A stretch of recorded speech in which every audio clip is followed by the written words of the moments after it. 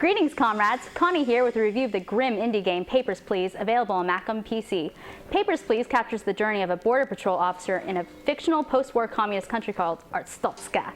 Now, I know what I'm about to say is going to turn you off, but stay with me. Papers, Please is really a puzzle game about bureaucracy. You're a paper pusher in the most literal sense. Passport, entry tickets, work visas, and more. As politics and policies get more complicated, so does your job. If a single detail is wrong on just one of those documents and you don't catch it, you will get fined. But like a real immigration officer, you can use some discretion and allow some people in or out of the country. You can take bribes, you can reunite young couples or protect women from a human trafficking scheme, or allow a family to escape to the relatively stable Arstotzka together. You really feel like you have lives in your hands. But your actions will directly impact your family and their ability to survive. Rent is expensive, and sometimes if you've made too many arrows, you may have to forego heat or food in order to make ends meet. Do this too long and your family may get sick and eventually die without help. There's a lot of tension in the game, despite how simple it looks, and I have to praise the game for giving players peeks of the surrounding environment through his job. You can join the rebellious Star of Ensig as they try to overthrow the government, or you can try to keep your job and your family safe. Gameplay is extremely simple. As the days progress, documents get more and more complicated. You have to make sure seals are correct, that the issuing city is correct, that the numbers match, and there's just a lot to keep track of. But believe me when I say there's something very addictive about the whole experience. I found myself dreading the sound of a citation being printed out on my desk. Level design is simplistic, and every passing day adds more documents to keep track of. The interface is decidedly not smooth or efficient, with a rulebook that you have to flip back and forth in order to confirm their information as your potential immigrant waits and watches.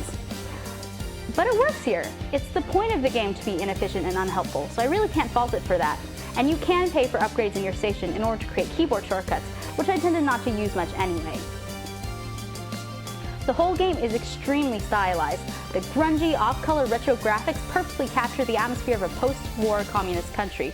The sound is to be praised. The heavy thump of the stamps, the low garble of the protagonist's voice over the loudspeaker, even the rough thumps of drawers opening and closing really go a long way towards painting a picture. There are 20 different endings and an unlockable endless arcade mode. Each ending differs depending on the decisions you make in the game, like letting a potential terrorist in or barring the entry of an important diplomat. So the game definitely has a lot of potential replay value. But after you get a couple of endings, there really isn't that much of a desire to keep playing, because really it's always been about the story, not the gameplay. And with that, let's break down the score. Story is wonderfully done, and it really helps that there's no verbal exposition to lay down the plot. Everything that you see through the story is done through newspaper headlines and the people you talk to. It's heavy and it's dark, but it's perfect for this game. Story gets a 10. Design is simple and the interface is sometimes inefficient, but in this game it really makes sense. Design gets an 8. Gameplay is straightforward and you can definitely tell it's a puzzle game.